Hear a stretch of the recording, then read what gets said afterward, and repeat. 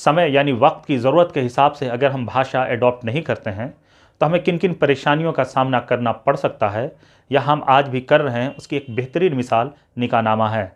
आमतौर पर यह देखा गया है कि हमारे मुल्क में निकाहनामे उर्दू भाषा में होते हैं और उसमें जो भी जानकारी दर्ज की जाती है वो उर्दू भाषा में की जाती है, क्योंकि उसमें कॉलम उर्दू भाषा में बने होते हैं। अब इसकी वजह से किन किन परेशानियों का हमें सामना करना पड़ता है वो आप बारीकी से समझ लीजिए। पहले हम परेशानी की बात करेंगे, फिर उसके उपाय के बारे में बात करेंगे और फिर हमें क्या करना चाहिए उस पर भी हम बात करेंगे। दूसरे मुल्कों की जितनी भी एम्बेसीज हमारे मुल्क में हैं, उनका ये कहना है कि हमारे देश का कोई नागरिक शादी करने के बाद अगर अपनी बीवी को यानी अपनी वाइफ को विदेश ले जाना चाहेगा तो उसे अपना निकाहनामा कंसर्न एम्बेसी में जमा करना होगा और वो निकाहनामा MEA से अटेस्टेड होना चाहिए। मिसाल से समझिए कि अगर कोई भारतीय नागरिक अपनी बीवी को अरब ले जाना चाहता है, सऊदी अरब ले जाना चाहता है, तो उसे सऊदी अरब एम्बेसी में अपना निकाहनामा जमा करना होगा और जमा करने से पहले उस निकाहनामे को MEA से अटेस्ट करवाना लाजमी होता है। MEA कहते हैं मिनिस्ट्री ऑफ एक्सटर्नल अफेयर्स को। अब भाषा की वजह से देखिए किन किन अड़चनों का हमें सामना करना पड़ता है, कैसे हमारे पैसे की बर्बादी होती है और हमारे वक्त का, वो आप समझिए।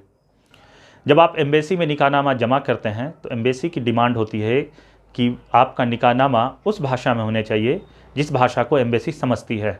मिसाल के तौर पे अगर आप सऊदी अरब में जमा करेंगे तो सऊदी अरब एम्बेसी का मुतालबा होता है, उसका कहना होता है कि आपका निकाहनामा अरबी भाषा में होनी चाहिए, यानी आपको अपने निकाहनामा का उर्दू से अरबी में ट्रांसलेशन करवा करके उस पर ME की मोहर लगवा करके आपको एम्बेसी में जमा करना होगा।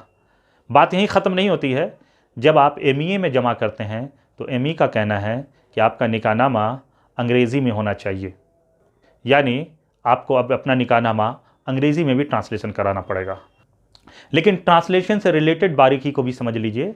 एम्बेसी उस ट्रांसलेशन को एक्सेप्ट करती है जो किसी भी यूनिवर्सिटी के HOD ने अपनी मोहर लगा के करके दिया होता है। मिसाल के तौर पे समझ लीजिए, अगर आपको अंग्रेज़ी में ट्रांसलेट करवाना है तो किसी भी यूनिवर्सिटी के इंग्लिश डिपार्टमेंट के जो HOD होंगे वो ट्रांसलेट करेंगे, अपनी मोहर लगाएंगे, उसी को ME एक्सेप्ट करेगा। यानी उर्दू में निकाहनामा होने की वजह से हमें दो परेशानियों का सामना करना पड़ता है।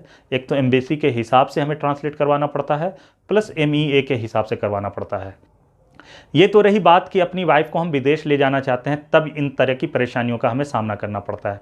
अब मान लीजिए कि भविष्य में आपको अपना निकाहनामा किसी विभाग में या सरकार की किसी योजना का लाभ लेने के लिए जमा करना पड़े तो सरकार भी जगह जगह उर्दू के दस्तावेज को नहीं मानती है। वो भी यही बात कहती है कि जाइए इसको अंग्रेज़ी में ट्रांसलेट करवा के लेकर आइए।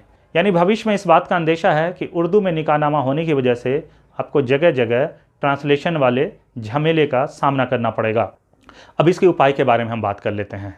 वक्त की ज़रूरत के हिसाब से भाषा हमें अडॉप्ट करनी चाहिए। निकाहनामा जब हम पब्लिश कराएं तो इस बात पे हमें अब गौर करना चाहिए कि हमारा निकाहनामा 4 भाषाओं में छपा होना चाहिए, यानी उसमें जो कॉलम्स होंगे वो 4 भाषाओं में होंगे। ग्लोबली अंग्रेज़ी एक्सेप्ट किया जाता है तो एक अंग्रेज़ी में होना चाहिए। ज़्यादातर मुसलमान गल्फ़ कंट्रीज़ का सफ़र करते हैं तो इसलिए अरबी में ज़रूर होना चाहिए, और क्योंकि हमारे देश की भाषा हिंदी और उर्दू है तो इन 2 भाषाओं में भी होना चाहिए। यानी हमारा जो आइडियल निकाहनामा होना चाहिए वो 4 कॉलम वाला होना चाहिए, 4 भाषाओं के कॉलम वाला होना चाहिए, एक अंग्रेज़ी, हिंदी, उर्दू और अरबी। इसलिए मैं आप तमाम लोगों से रिक्वेस्ट करूँगा कि हमारे मुल्क के जितने भी काजी हैं, जितने भी इमाम हैं, जितनी भी समाजी और मिली तंजीमें हैं, उन तमाम लोगों तक इस खबर को पहुंचाइए कि वो बिना देरी किए अपना निकाहनामा इन 4 भाषाओं के कॉलम वाला छपा लें और उसी को मंजर आम पर लाए, उसी को इस्तेमाल में लाए, यानी उसी को आम करें, ताकि आने वाली जनरेशन परेशानी से बच सके। इंशाअल्लाह अगले वीडियो में फिर हम एक ऐसी जानकारी लाएंगे जो शायद आप तक नहीं पहुंच रही है।